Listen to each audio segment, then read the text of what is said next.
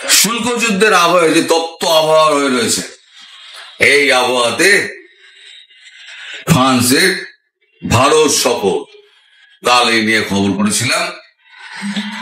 আমি বলেছিলাম এর মধ্যে বাংলাদেশ ইস্যু যদি থাকে তাহলে পরে থাকতেই পারে, সে নিয়ে আমার কোনো সন্দেহ নেই, এবং আমি যেটা ভেবেছিলাম সেটাই হয়েছে। যে খবরটা যেটা বেরিয়েছে আগে সেটা দিয়ে শুরু করি। আনন্দময় যেটা লিখেছে, সংঘাত নিরসন নিয়ে কথা মোদি ও ভান্সের। নয়াদিল্লি 21 এপ্রিল ডোনাল্ড ট্রাম্প ক্ষমতায় বসার পরে এই প্রথম ভারত সফরে এসেছেন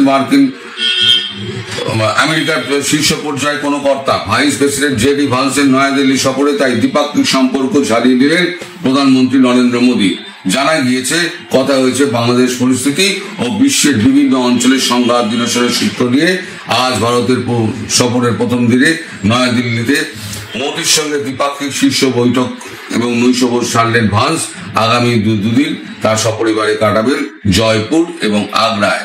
এই যে আগ্রায় উনি যাবেন না, সেখানে তার সঙ্গে শেখ হাসিনার কথাবার্তা হওয়ার কথা 23 তারিখে, সব যদি হয়। মোদী ও ভান্সের সাক্ষাতের ভিডিও দেখা যাচ্ছে। আমেরিকান ভাইস প্রেসিডেন্টকে আলিঙ্গন করেন প্রধানমন্ত্রী, তার কোলে বসে থাকতে দেখা যাচ্ছে ভান্স দম্পতির 2 ছেলে ইয়ান এবং বিবেককে। ইয়ান বিবেক এবং ভান্স দম্পতির মেয়ে মিরাবেলকে একটি করে ময়ূরের পালক উপহার দিয়েছেন মোদী। আজ রাতে বিদেশ মন্ত্রকের তরফ থেকে বিবৃতিতে বলা হয়েছে, মোদী দ্বিপাক্ষিক সহযোগিতার বিভিন্ন ক্ষেত্রগুলির অগ্রগতি ইতিবাচকভাবে খতিয়ে দেখছেন। দ্বিপাক্ষিক বাণিজ্য চুক্তি নিয়ে যে আলোচনা চলছে তাকে স্বাগত জানিয়েছেন 2 নেতা। পাশাপাশি শক্তি, প্রতিরক্ষা, কৌশলগত প্রযুক্তি সহ বিভিন্ন ক্ষেত্রে সহযোগিতা বাড়ানো নিয়ে কথা হয়েছে মোদী ভান্সের। ট্রাম্পকে শুভেচ্ছা বার্তা দিয়ে মোদী বলেছেন তিনি বছরের শেষে আমেরিকা সফরে যাবেন। চতুর্দেশীয় অক্ষ কোয়াড বৈঠকের কোয়াড যেটা আছে, কোয়াড বৈঠকের তারিখ নিয়েও কথাবার্তা শুরু হয়েছে। বিবৃতিতে বলা হয়েছে, গত ফেব্রুয়ারি মাসে প্রধানমন্ত্রী মোদীর ওয়াশিংটন ডিসি সফরের কথা উঠে এসেছে আলোচনায়। ভারত এবং আমেরিকার ঘনিষ্ঠ সহযোগিতার পথ নির্দেশিকা তৈরি হয়েছিল প্রেসিডেন্ট ট্রাম্পের সঙ্গে সদার্থক আলোচনার ভিত্তিতে। মেক আমেরিকা গ্রেট এবং বিকশিত ভারত, এই দুইয়ের মধ্যে মিলবন্ধন করা হয়েছিল। সূত্রের খবর, ইউক্রেন, রাশিয়া ও ইসরায়েল প্যালেস্তাইনের সংঘাত এবং বাংলাদেশের চলতি সংখ্যালঘু নির্যাতনের ঘটনাও উঠে এসেছে আমেরিকার নেতার সঙ্গে প্রধানমন্ত্রীর আলোচনায়। বাংলাদেশের পরিস্থিতি নিয়ে ভারত আমেরিকাকে উদ্বেগ জানিয়েছে বলেই খবর। সম্প্রতি আমেরিকার পক্ষ থেকে ঢাকা সফর করার ব্যাপারে সতর্কতামূলক বিজ্ঞপ্তি জারি করা হয়েছে। তবে এ নিয়ে বিদেশ মন্ত্রক তাদের বিবৃতিতে সরব হয়নি, শুধু বলা হয়েছে 2 নেতা আঞ্চলিক এবং আন্তর্জাতিক বিষয় নিয়ে কথা বলেছেন, যার সঙ্গে 2 দেশের স্বার্থ জড়িত। খুব স্বাভাবিকভাবে কূটনৈতিক স্তরের কথাবার্তা কখনো প্রকাশ্যে বলা হয় না, তাই এমনিও এ নিয়ে কোনো কথাবার্তা বলেনি। কিন্তু ভেতরে যে সমস্ত সংবাদ পাওয়া যাচ্ছে সেটা হচ্ছে, আলোচনা তো দুপক্ষের মধ্যে হয়েছেই। এই আপনার ব্যবসা বাণিজ্য, ট্রেড এই নিয়ে, ট্যারিফ নিয়ে, এই সমস্ত নিয়ে কথাবার্তা তো হয়েছে, এবং তাড়াতাড়ি যাতে চুক্তিটা হয় সে ব্যাপারেও কথাবার্তা হয়েছে। কথাবার্তা হওয়ার পর এইবারে আসে বাংলাদেশ প্রসঙ্গ, যে বাংলাদেশ নিয়ে আপনাদের মতামত কি। তারপরে বাংলাদেশের উপরে যদি আপনারা কোনো রকম দৃশ্যমান যদি কোনো রকম অ্যাকশন না নেন, তাহলে পরে কিন্তু ভারত একা বসে থাকবে না, ভারত নিজের কাজ নিজে করে নেবে। সেটা প্রেসিডেন্ট ট্রাম্পের কাছে পরিষ্কার একটা বার্তা আপনি পৌঁছে দেবেন। ভাইস প্রেসিডেন্ট ভান্স তিনি সম্ভবত এসব নিয়ে তিনি কোনো একটা কথা বলেননি। তবে যেটা শোনা যাচ্ছে যে একটা তাগড়া একটা স্যাংশন বসতে পারে বাংলাদেশের উপরে, সেটা শুধু সময়ের অপেক্ষা। ভারত তো একে একে করছে, ওদের বাণিজ্য পথ বন্ধ করলো, ভিসা বন্ধ করলো। আবার গতকালকে যেটা হয়েছে সেটা হচ্ছে রেল প্রকল্পের 5,000 কোটি টাকার যে প্রকল্প ছিল সেটাও বন্ধ করে দিল। তারপরে বাংলাদেশে যে ক্ষতি হয়েছে সেই ক্ষতিটার কথা বাংলাদেশ কতটা স্বীকার করবে তা জানি না। কিন্তু ধীরে ধীরে ভারত কিন্তু গিলছে, বাংলাদেশকে ক্রমশ গিলছে। এবার আমেরিকা থেকে যদি স্যাংশনটা চাপিয়ে দেয়, তাহলে না পাবে ইন্টারন্যাশনাল মনিটারি ফান্ড থেকে লোন, না পাবে এডিবি থেকে লোন, এবং যে সমস্ত বিদেশি সংস্থাগুলো মাদ্রাসায় টাকা দেয়, সেই মাদ্রাসায় টাকা দেওয়াটা বন্ধ করার একটা উদ্যোগ নেওয়া হচ্ছে আমেরিকার পক্ষ থেকে। এই খবরটা কিন্তু ভাঁজ জানিয়েছেন একদম পরিষ্কার। কারণ মাদ্রাসাগুলো হচ্ছে মৌলবাদী শিক্ষার একেবারে আঁতুড়ঘর, সুতরাং মাদ্রাসাকে পয়সা দেওয়া বন্ধ করে দাও। এই সমস্ত দিক দিয়ে যদি পয়সা বন্ধ হয়ে যায় এবং অর্থনৈতিক কর্মকাণ্ডগুলো বন্ধ হয়ে যায়, তাহলে এবার ইউনূসের অবস্থা কি হবে? না রইল চায়না, না রইল পাকিস্তান, ভারতবর্ষের সঙ্গে গন্ডগোল, আমেরিকার চাপ, বিশ্ব থেকে আলাদা, সম্পূর্ণ ভূমধ্য সাগর কিংবা প্রশান্ত মহাসাগরে একটা দ্বীপের মতো বাংলাদেশ ভাসবে। সেখানে বাংলাদেশ কতটা টিকে থাকতে পারবে সে সম্পর্কে আমার যথেষ্ট সন্দেহ আছে। এইবারেতে একটা আমি বলেই দিচ্ছি আপনাদের উপরে, আরো একটা চাপ আসতে চলেছে। সেটা হচ্ছে এই গরম পড়ছে তো, কারেন্ট তো বন্ধ হয়ে গেছে, আপনারা তো আগে খবর আমি দিয়ে দিয়েছি। এবার যেটা হতে চলে সেটা হচ্ছে তিস্তা এবং ব্রহ্মপুত্র জল বন্ধ করতে হবে। সামনে লোডশেডিং আছে, জুন জুলাইয়ের তপ্ত রোদে পুড়বে, গরমে পুড়বে, তারপরে হবে খরা, এরপরে হচ্ছে পণ্যটা সেই সময়তে বন্ধ করে দেওয়া হবে ধীরে ধীরে, যাতে চালের দাম 150 টাকা, গমের দাম 200 টাকা ওঠে।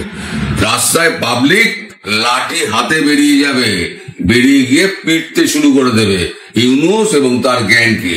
ভারত সেই পথে চলছে, এবং আপনারা জেনে নিন যে ভারতবর্ষ যদি মনে করে যে চাপ দিয়ে বাংলাদেশকে একেবারে মুচড়ে ফেলে দেবে, তাহলে ভারতবর্ষ যখন তখন করতে পারে। বাকি রইল আকাশপথ। যেদিন আকাশপথ বন্ধ হবে, আমি আগেও বলেছি এখনো বলছি, যেদিনকে আকাশপথ বন্ধ হবে সেদিনকে জানবেন আপনাদের কপালে খুব দুর্গতি আছে। এবার বড় কিছু হতে যাচ্ছে, কারণ এর মধ্যে আমেরিকা থেকে গ্রিন সিগন্যাল চলে আসবে, কিছু না কিছু আসবে, একটা স্যাংশন তো অন্তত আসবেই। স্যাংশন আসা মানে ভারতবর্ষের সঙ্গে ট্রাম্পের সম্পর্ক বাংলাদেশ নিয়ে যে মত এক, সেটা তার একটা ইঙ্গিত। তারপর কি করবে Tulsi Gabbard, JD Vance, Marco Rubio, সে তো পরের কথা। আপাতত যে অবস্থার সৃষ্টি হচ্ছে তাতে বাংলাদেশের কিন্তু বেঁচে বেরোনোর পথ ভারত ক্রমশ 4 দিক দিয়ে চেপে দিচ্ছে। এবার বাংলাদেশ কোথায় যাবে? এই যে শেখ হাসিনা, আজকে বলবো বলা উচিত হবে না, কিন্তু আমার বলতে ইচ্ছে করছে, শেখ হাসিনা মাঝে মাঝে বলতেন ভারতকে আমি অনেক দিয়েছি, ভারত চিরদিন কৃতজ্ঞ থাকবে। এইগুলো তো ভারত দিয়ে রেখে দিয়েছিল, বাংলাদেশ কি দিয়েছে? আমি যদি এখন প্রশ্ন তুলি, বাংলাদেশ কি দিয়েছে?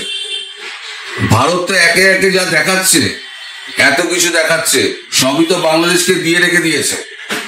টাকা পয়সা সমস্ত কিছু দিয়ে রেখে দিয়েছে। আর রাশিয়ান যুদ্ধ জাহাজ ওখানে ভিড়েছে না, জানবেন সেটা একটা বড় ইঙ্গিত। কারণ আপনাদের ওখানে একটা পরমাণু চুল্লি হয়েছে না, সেই পরমাণু চুল্লিটা করছে তো হচ্ছে রাশিয়া, তার অর্থায়নে। পরমাণু হচ্ছে এমন একটা জিনিস যা অত্যন্ত সতর্কতার সঙ্গে এবং কড়া পাহারার মধ্যে রাখা হয়, এবং সেখানে কিন্তু রাশিয়ান সৈন্য মজুদ আছে, বাংলাদেশে অলরেডি মজুদ আছে। তাদের খাদ্য থেকে পানীয় থেকে সমস্ত কিছু তাদের সাপ্লাই করতে গেলে সেখানে কিন্তু রাশিয়ান সেনাকে সেখানে যেতে হয় এবং তাদের সঙ্গে সম্পর্ক রাখতে হয়। সুতরাং আপনারা যে একেবারে রাশিয়া থেকে আলাদা হয়ে আছেন ভাবছেন, সেটা ভাবার কোনো কারণ নেই। রাশিয়া অলরেডি ওখানে উপস্থিত হয়ে আছে, এবং সেই কারণেই জাহাজটা গিয়েছিল ওখানে শুধু বার্তাটা দেওয়া চীনকে এবং পাকিস্তানকে যে আমরা এখানে আছি, এবং বাংলাদেশকে একটা বার্তা পৌঁছানো যে ভারতের পাশে রাশিয়া আছে, 71 সালে যেমন ছিল 2025 সালেও আছে। ফলে ইউনূস আপনি রেডি হয়ে যান, গাছে ওঠার জন্য আপনি রেডি হয়ে যান। আপনার অবস্থা কিন্তু খুব খারাপ। আমি আপনাকে বহুদিন আগে বলেছিলাম য পলায়তি স জীবতি, আপনি পালিয়ে যান বেঁচে যাবেন, কিন্তু আপনি তখন আমার কথা শোনেননি, আপনি পালাননি। এখন আপনার পালানোর সমস্ত রাস্তা বন্ধ, আপনাকে কোথাও যেয়ে দেওয়া হবে না। বাংলাদেশের বুকে থাকুন এবং শেখ হাসিনা প্রধানমন্ত্রী হিসেবে ফিরলে আপনার বিচার ওই কাঠগড়ায় হবে, যেখানে সমস্ত নেতা মন্ত্রীদের আটকে রেখে আপনারা এখন বিচার টিচার করছেন না, ফাঁসিতে ঝোলানোর জন্য খুব তড়িঘড়ি করছেন। ফাঁসিতে ঝোলানোর সুযোগ পাবেন না। যেদিনকে এই আদেশ বেরোবে না, তার দেখবেন 24 ঘন্টা বা 48 ঘন্টার মধ্যে আপনার দেশে অ্যাটাক হয়ে গেছে। কোথা দিয়ে কি হবে আপনি টের পাবেন না, আপনার সেনাবাহিনীও টের পাবে না। আপনারা শুধু এই আদেশটা বার করুন, এই দীপুমণি হ্যান ত্যান এদেরকে আপনারা ফাঁসি দেবেন, এই আদেশটা আপনারা বার করুন। তারপরে দেখছি ওই নজরুল ইসলাম প্রফেসর 26 লক্ষ যিনি গ্যাঁজা বেড়েছিলেন, পুরো ঢপবাজ চাপাবাজ, আমাদেরকে বলে চাপাবাজ, সারা মিডিয়াটাকে পুরো কন্ট্রোল করে রেখেছেন। দেশের মানুষ কিন্তু জানতেই দিচ্ছেন না, আপনারা বোকা বানিয়ে রেখে দিয়েছেন। কতদিন বোকা বানিয়ে রেখে দেবেন? দেশের মানুষ সোশ্যাল মিডিয়া দেখছে না? আপনারা তো একটা মূর্খের স্বর্গে বাস করছেন, করবেন আপনারা। যাও, এদেরকে বুঝিয়ে দর্শক কিছু হবে না, যা হবার হবে। আপনাদের দুর্গতি বাড়বে, কিছু করার নেই। কিছু ভালো হতে গেলে তা কোলাটারাল কিছু খারাপ হয়, আপনাদের এটা মেনে নিতে হবে। সবাই ভালো থাকবেন, সুস্থ থাকবেন এবং সাবধানে থাকবেন। নমস্কার।